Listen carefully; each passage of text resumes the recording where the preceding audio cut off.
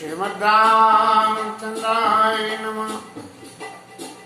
श्री रामाय श्री सीतारामाय नमः। श्री सीतारामाय नमः।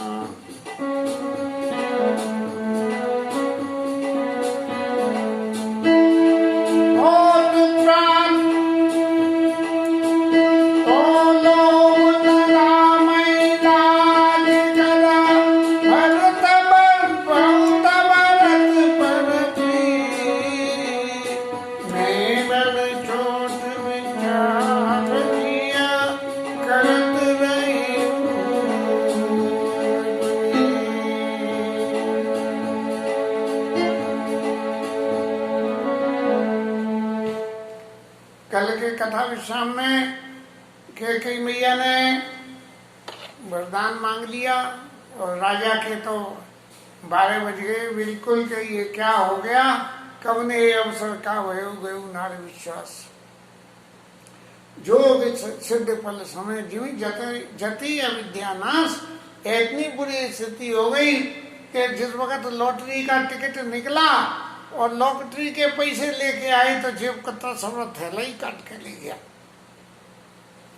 तब राजा दशरथ कैकेयी को अच्छी तरह से मक्खन लगाते हुए और कहने लगे कि मैं भरत जी को पहले राज्य दे दूंगा, लेकिन एक बात और सुनो कैकेयी कि लोग ने राजा ही राम ही राज कर, राम को राज्य का लोभ नहीं है और भरत जी पे बहुत प्रीति है, इसलिए मैं तो सिर्फ छोटे बड़े के लिहाज से ही इस बात को समझ के रंगकुल में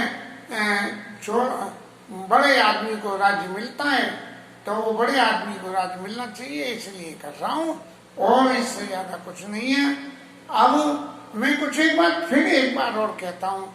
राम सपत सत सुभा। मैं राम जी की 100 शपथ लेके कहता हूँ और अपने स्वभाव से कहता हूँ। अब आप देखिए कि एक स्त्री को मनाने के लिए राजा दशरथ को कितना कहना पड़ रहा है, इसका कोई अंत है। ये बातें स्पष्ट रूप से कहती हैं कि राजा दशरथ किस हिसाब से कैकेयी के वश में थे। और राम मातु कछु कहु न काऊ। और राम की भैया ने कुछ नहीं कही है। यदि हम ये विचार के देखें कि राम राज्य दशरथ राज्य, तो जो कल बात आई थी वो बात आज फिर दोबारा आ जाती है कि ये सुख दुख पाप पुण्य दिन रात और ये गरीबी अमीरी ये पैरेलली बने हुए रेल की 2 पटरियां हैं और जिंदगी की गाड़ी इसी रेलगाड़ी इन दोनों पटरियों पे ही चलती है। चाहे कितनी अच्छाई हो बुराई कभी खत्म नहीं हो सकती और कितनी बुराई हो अच्छाई कभी खत्म नहीं हो सकती। एक बड़ी अच्छी बात मुझे याद आती है, शायद कहाँ किसने कही थी, है तो चुटकुलाई, लेकिन ये जीवन को समझने लायक बात है कि डाकुओं ने हास्य कवि सम्मेलन का करा, सभी कवियों को बुलाया और कविता पढ़वाई। सब डाकू लोग खूब हंसे, खूब इनाम दिया, सबको बेदात कर दिया। और जब वो जा रहे थे तो रास्ते में उन्होंने लूट के सारा पैसा ले लिया। तो कवियों ने कही भैया पहले दिया काहे को था, और दिया था लूटा काहे को। बोले वो मेरा फर्ज था और ये हमारा बिजनेस है। तो ये जो बुराई और अच्छाई का समन्वय है आज की वर्तमान राजनीति में, इस समन्वय को बिठाने के लिए ये प्रत्यक्ष रूप से दिखाया जा रहा है कि बुराई समाप्त हो रही है, जबकि बुराई कभी समाप्ति नहीं हो सकती है। बुराई को हम मोल्ड तो कर सकते हैं लेकिन समाप्त कभी नहीं कर सकते हैं। और लोग वक्त होते दावे दुनिया भर के करे चले जा रहे हैं कि हमने ये कर दिया, हमने वो कर दिया। जो भी जिसने करा वो जाने, खैर हमें तो राम कथा से मतलब है। राम शपथ सत कहूँ स्वभाव, अपने स्वभाव से राम की 100 शपथ। अब इसका एक अर्थ हम ये भी निकाल सकते हैं कि मेरे तो स्वभाव में ही बात है कि राम की शपथ कहना, लेकिन ये अर्थ ऐसा करना उचित नहीं होगा। राम माँ तो कुछ कहूँ न कहूँ, राम की मैया ने मेरे को कुछ नहीं कहा, कुछ भी नहीं कहा है। मैं सब की तो बिनु पूछे, तो सब बिना पूछे जो है मैंने सब कर दिया, इसीलिए ये मेरा मनोरथ भग्न हो गया और मेरा मनोरथ अब पूरा नहीं होता है। ऋषि पढ़े हरे अब मंगल साजू, ऋषि पढ़े हरे अब मंगल साजू, कछु दिन गए भरत और गुस्सा छोड़ के और तू अब मंगल साज सज ले, क्योंकि कुछ दिन में भरत जी राजा हो जाएंगे। कैकेयी के मन में अभी भी विश्वास नहीं जगा। बोले कुछ दिन में क्यों होंगे, कुछ दिन में तो कुछ भी हो सकता है। इसलिए फिर राजा दशरथ आगे बोले, एक ही बात मोई दुख लागा और बड़ दूसर असमंजस मांगा। तेने दूसरा बड़ा असमंजस का मांग लिया है, और ये असमंजस का पर मुझे लग रहा है कि ठीक है भरत को राज्य मिल जाए, लेकिन उनका राम का वन में क्या काम है। आज वो हृदय जरत ते याचा, उसकी आग में अभी मेरे हृदय में जलन हो रही है। और अजऊ हृदय जरत ते याचा, ऋषि परिहास की साचा। तू सच्ची सच्ची बता, गुस्सा में बोल गई थी या कोई हंसी मजाक में बोल गई थी ऐसी बात कि राम को वनवास। हाँ, लेकिन ये जो मंत्रा ने पढ़ाया था कि होई अकाज आज निश्चय बीते, आज की रात बीत गई तो काज हो जाएगा, इसलिए आज की रात से पहले ही भरत को राजा बना देना, ऐसी बात सामने रखना। और कैकेयी ने ऐसी बात सामने रखी, लेकिन उसकी ये बातें चली नहीं, क्योंकि भरत जी को राज्य हुआ नहीं। एक बात और भी आती है, राम जी तो वन में चले गए, उनकी लीला थी, लेकिन भरत जी को राज्य नहीं हुआ। अभी यदि थोड़ा सा विचार करें तो एक बात और भी आती है, राज्य शासन में जब एक सुप्रीम पावर इनकैपेबल हो जाए किसी भी कारण से, तो जो उनकी सबऑर्डिनेट पावर होती है उसको ये अधिकार होता है कि वो जो है उस बात को लागू कर दे। तो यदि हम ये विचार करें तो चूंकि राजा दशरथ ने पहले ये कह दिया था कि राम ही काल देव युवराजू, मैं तो कल जो है उनको युवराज पद मैं दे देता हूँ, तो सुमंत्र जी का ये फर्ज था कि वो राजा की इस इनकैपेबिलिटी में राम जी को पहले राज्य दे दें। अभी इसकी बातें और भी आगे आवेंगे, बहुत से किंतु परंतु की बातें तब वहां ले लेंगे। कई तजी रोष राम परादो, सब कोई कहे राम छुट्टी साधु।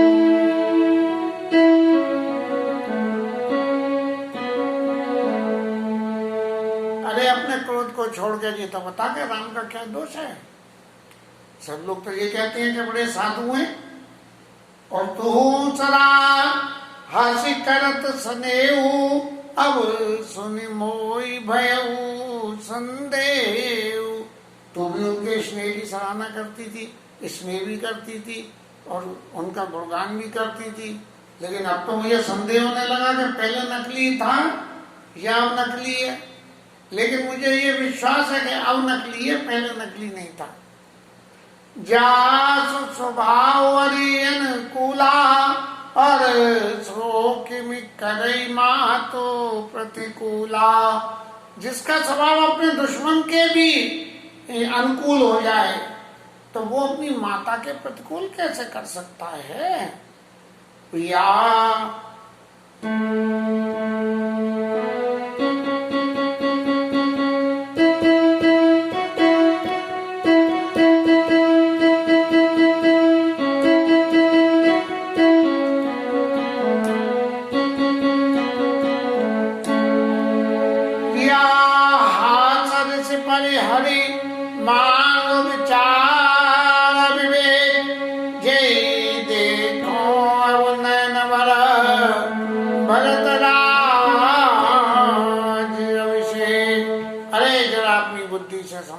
देखता सही, जो कुछ तेने गुस्सा करी, हंसी मजाक करी, सबको छोड़ के अब अपने विवेक से, बुद्धि से मत बोले, विवेक से बोले। क्योंकि बुद्धि तो हमेशा अपने लोभ में रहती है, लेकिन विवेक हर वक्त जो है, विवेक कभी भी लोभ में नहीं रहता। विवेक वही बात कहता है जो नीति निर्धारित मार्ग पे विधाता की रची हुई लीला के अनुसार होना चाहिए, जिससे कि मैं अब तू विवेक से यदि मांगेगी तो मैं जो है भरत का राज्याभिषेक मैं देख सकूंगा। जय देखो नयन बड़े भरत राज अभिषेक, जिये मीन बर बार बीना, मन बिनु फनक जिये दुख दीना, कहूँ स्वभाव द छलमन माई, और जीवन मोर राम बिनु नाई, बिना पानी के मछली नहीं जीवे और बिना मणि के सांप नहीं जीवे। मेरे मन में जरा भी छल नहीं है, और मैं ये बिल्कुल साफ कहता हूं कि मेरा जीवन राम के बिना नहीं है। मणि बिनु फन जिमी, जल बिनु मीना, और मम जीवन तिमि तुम ही अधीना। मनु ने भगवान से ये वरदान मांगा था कि जैसे मणि बिनु फन, सांप बिना मणि के नहीं और मछली जल के बिना नहीं होती है, ऐसे ही मेरा जीवन महाराज आपके बिना नहीं हो, ये मुझे वरदान में और दे दिए। सुने मैं तो वचन कुमति अति जरई, और मनो अनल गत आहुति परई। बिल्कुल ऐसे चल रही है कि ये सुन के जैसे कि आग में घी डर ले आओ, और सुने कहा करऊ किनको क्यों पाया, और यान लागी माया। माया यहाँ तुम्हारी कोई माया नहीं लगनी, चाहे कितना ही नाटक कर लो, कितनी बात मुझे समझा लो, लेकिन मैं किसी बात से भी आपकी बात मान, मुझे तो सीधा जवाब चाहिए। हाँ या ना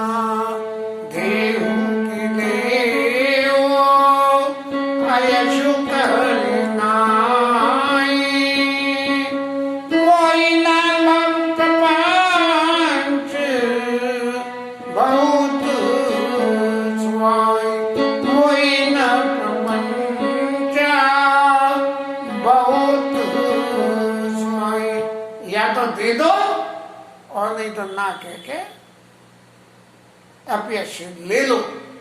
और मुझे पाखंड बिल्कुल पसंद नहीं है। जो व्यक्ति अपने जीवन में दूसरे को दुहाई देने लेके धर्म की दुहाई और इनकी उनकी दुहाइयां देने लगे, तो सीधा समझ लो कि उसका स्वार्थ चेत रहा है, इससे ज्यादा कुछ नहीं है। ऐसा करना चाहिए, ऐसा करना चाहिए, अरे बड़े को तो जे चाहिए।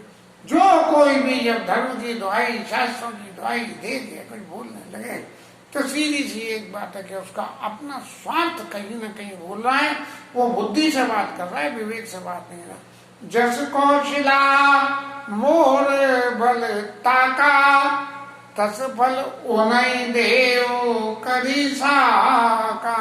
जैसा कौशल्या ने मेरा हित समझाए, और वैसा ही फल मैं उनको दूंगी। अब व्यावहारिक जगत में यदि इस बात को विचार करें, तो राजा दशरथ देवों की माया, भगवान राम की इच्छा, लिए हुए वरदान, इन सब की बातों को विचार करते हुए नहीं एक बुद्धिमान व्यक्ति सबसे पहले कौशल्या मैया को बुलवाता और बोले गवाही दिलवाता क्या बताओ मैंने तुमसे कुछ पूछी है या तुम्हारे कहने से कोई करा है, तुम कहीं को समझाओ तो सही। तो ये लीला बनती नहीं बनती ये ठाकुर जी की इच्छा थी, लेकिन फिर भी विवेकी व्यक्ति का विवेक जागृत हो इस बात में बड़ी ये गुंजाइश रहती है कि स्वार्थ उनके विवेक को जागृत होने नहीं देता है। इसलिए जब कभी भी ऐसा फंदा फंस जाए तब स्वार्थ को थोड़ी देर को उठा के रख दे या समस्या को थोड़ी देर को हटा दे और पीछे विचार करें तो उसका सही हल निकल जाता है। लेकिन कैकेयी ने ऐसा नहीं किया और उनने अल्टीमेटम दे दिया हो तो प्रात मुनिवेश धरा जो नरान बन जाए और मोर मरण राव यशो नकु समझिया मन माय। यदि सुबह होते ही राम नहीं चले गए वन में, लगा दिया अल्टीमेटम कि वो ये काज आज निश बीते। गुरु की जो है फॉलो अप करने के लिए उसने कह दी कि यदि नहीं चले जामे आज तो मोर मरण राहुल ऐसो, मेरा मरण होगा और तुम्हारा ऐश होगा। अरे तू मेरे ऐश की बात कर रही है कि अपने ऐश को सोच रही है? अरे उसने तो अपने ऐश का इंतजाम करा था, लेकिन राजा ने कोई भी ठाकुर जी की लीला को समझ के उसको रेपुडिएट करने का, उसे तोड़ के शंका को निवारण करने का, किसी से कहलवाने का कोई भी मौका नहीं दिया और अपने संवाद को राज शासन की मर्यादा में ही रखने के लिए ये सबरी लीला रच दी, जिसके परिणाम में ये सबरा दुख तकलीफ पूरी प्रजा जनता को भुगतनी पड़ी। राजनीति के लेवल पे भी ऐसा ही रोज होता है, जहाँ नेता लोग अपने हित के लिए ऐसी ऐसी समस्याएं खड़ी कर लेते हैं कि उसमें जनता पिस जाती है। अस कई कुटिल भई उठ ठाड़ी मनो रोष तरवार गाड़ी, बिल्कुल ऐसे तन के धूस खड़ी हो गई और बिल्कुल पाप के पहाड़ के तरह क्रोध से जलती हुई वो क्या बोलते हैं ज्वालामुखी की तरह से दो वर कोल कठिन हट धारा भवर कोड़ी वचन प्रचारा, ऐसे जैसे के जो है पानी की धार बह रही हो, उसके दो किनारे हो और कोड़ी के वचन जो उनने मंत्र दिए थे वो जो है भंवर की तरह से, और डांत भूप रूप तरबूला, जब जोड़ का पानी आता है तो किनारे पे लगे हुए सबरे पेड़ दही दे हो जाते हैं और चली विपत्ति बारी अनुकूला। ये विपत्ति रूपी नदी इस तरह से बहती हुई चल दी कि डांत भूप रूप तरबूला, कि राजा के जो इच्छा थी, राजा का रूपी जो वृक्ष था, उन सभी वृक्षों को गिरा दिया। लखी नरेश बात पुर सांची, अब जो है दशरथ जी को समझ में आ गई कि ये बात तो बिल्कुल सच्ची है भैया, ये तो मरने तक को तैयार हो गई। लेकिन ये बात भी पक्की है कि जब माताओं में कोई ऐसी धमकी दे दे कि मैं मरने को भी तैयार हूँ, वो कोरी धमकी होती है, हिम्मत किसी में नहीं होती और एक आध किसी केस में दुर्घटना हो जाती है, नहीं दुर्घटना होती नहीं है। जिंदगी में बहुत सारे तजुर्बे हैं। आजकल के कथानक में भी अभी एक कथानक हो गया है जो केस चल रहा है, देखो क्या होता है कि उसकी वास्तविकता क्या निकल के आती है। और फिर राजा ने जब ये सच्ची बात देख के और फिर उसके पैर पकड़ लिए, ये समझ के अब मुझे तो मरना तय ही है और जब मरना ही है तो वो सबरे काम कर लो कि जिससे मरने से बच जाऊं। गई पद विनय की बैठारी, पैर पकड़ के उसकी और उससे विनय करी, जन दिन कर कुल होठारे, सूर्य वंश के लिए तू कुठार क्यों बन रही है? इस सूर्य वंश को काटने के लिए कुल्हाड़ी काय को बन रही है? तू मेरा माथा मांग, मेरा सिर मांग ले, अभी काट के दे दूंगा मैं, 1 मिनट भी नहीं लगाऊंगा। लेकिन भगवान राम के विरह में मेरे को मारने का कोई भी ऐसा इंतजाम मत करे कि मैं उनके विरह से मरूं, क्योंकि राम के विरह से मरने से मेरे को जो मानसिक रूप से तकलीफ होगी, भले ही मैंने ये मांगा है कि मेरा जीवन जो है जीवन राम दरसाधीना, लेकिन फिर भी राम को सामने रख के मरना और राम के विरह में पीछे से मरना, इन दोनों का जो फर्क है, उस फर्क को कैकेयी मैया तू अपने चित्त में समझ के तो जरा देख। रात राम को जय तई भांति और ना ही जरई जन्म बर छाती, चाहे जो भी कुछ कर ले, तुझ पर जो भी कुछ कर सकती हो वो सब कुछ कर ले और राम को किसी भी तरह से रख ले, उनको जाने की बात मत कह। लेकिन मंत्रा पे असर नहीं होता है।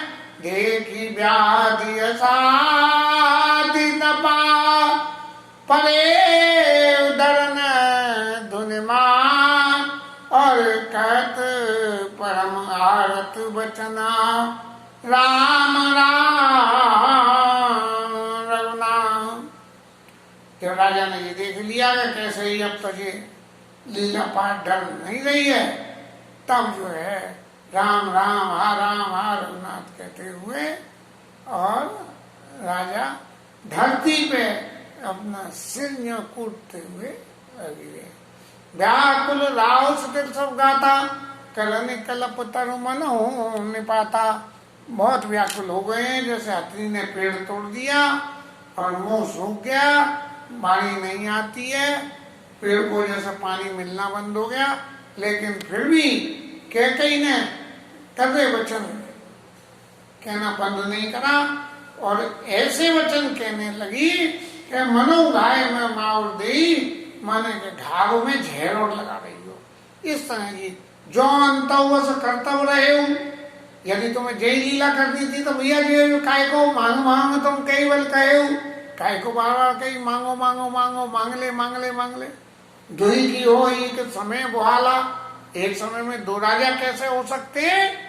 और सब ठुठाओ बुलाओ उगाला, ये तो मुंह बुला लो ऐसे, यहाँ सो हाँ, एक ही काम हो सकता है, दोनों नहीं हो सकते हैं क्या? नहीं हो सकते हैं। दान कहा वो आरुक बनाई, हो खेम कुशल रोपाई। लोभ भी करो और धनी भी कहलाओ, ये संभव ही नहीं है। और यदि लड़ाई में जा रहे हो तो भाग भी आओ और क्या करो, वीर भी कहो। छाओ वचन की धीरज धरो, धीरे धारण करो या अपने वचनों को छोड़ दो। जनी अवला जिमी करो ना करो, अवला स्त्री की तरह से कोई ये रोन पिट्टन मत करो। तनुतीय तनय दान धनु धरनी, और सत्य संग काऊ तन संवरनी। शरीर और तीय स्त्री और पुत्र और धाम घर मकान और धन पैसा टका और धरती, ये सत्य संग के जो सत्य बोलने वाले हैं उनके लिए तिनके के समान कही गई है। तो महाराज कैकेयी, अब आप ये बात अच्छी तरह से तो समझ लोगे, तुमने तो तीय शब्द जोड़ दिया, तीय शब्द जोड़ दिया तुमने। यदि राजा इसको कर लें कि सत्य तीय, तो तीय मरे तो मर जाए। राजा ने तो वचन पहले दिया है कि राम को राजा बनाना है, तो मर जाए, तीय तो मर जाए। लेकिन ये सब बातें विचारशीलता में विचारने की हैं। गोस्वामी जी तो भगवान की लीला का प्रकाश कर रहे हैं और इसी लीला से राम जी का चरित्र उजागर होगा, इसलिए ये सब हो रही है। और हम तो महाराज क्या कहें कि समझदारी तो है नहीं, लेकिन ठाकुर जी यदि कुछ बुलवाते हैं तो बोलने में हमें संकोच नहीं होता है। यदि कोई गलत बात होती हो तो उसके लिए जो कोई भी सुने उन सब से हम क्षमा प्रार्थी हैं। लेकिन चित्त की भावना में कोई भी ऐसी बात नहीं है कि हम किसी के दोष का वर्णन कर रहे हो। हम दोष का वर्णन नहीं कर रहे हैं। ठाकुर जी के चरित्र को उजागर करने के लिए जो कुछ आजू बाजू की बातों को नीचे उतार रहे हैं, सिर्फ इतनी इच्छा है। मरम बचन सुनिराव कहो कछु दोष न तोर।